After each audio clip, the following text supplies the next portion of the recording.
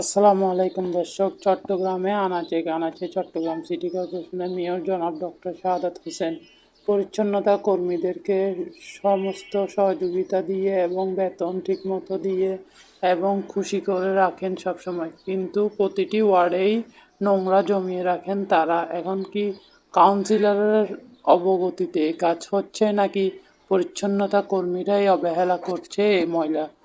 কারণ প্রতিটি ৩ নং ওয়ার্ডের মধ্যে সবচেয়ে বেশি ময়লা আবর্জনা রয়েছে। আজ ৩ নং ওয়ার্ডের কিছু জায়গা ঘুরে দেখা গেল জয় স্টোর এলাকার দিকে নালার মধ্যে জমিয়ে রয়েছে বিভিন্ন ময়লা এবং ডাস্টবিনেরগুলো মাসকে মাস পড়ে রয়েছে এবং টাওয়ারের তলে কিছু ময়লা রয়েছে। সে নিয়ে বিস্তারিত প্রতিবেদন আজ সম্প্রচার করেছে নিপ্লাস টিভি।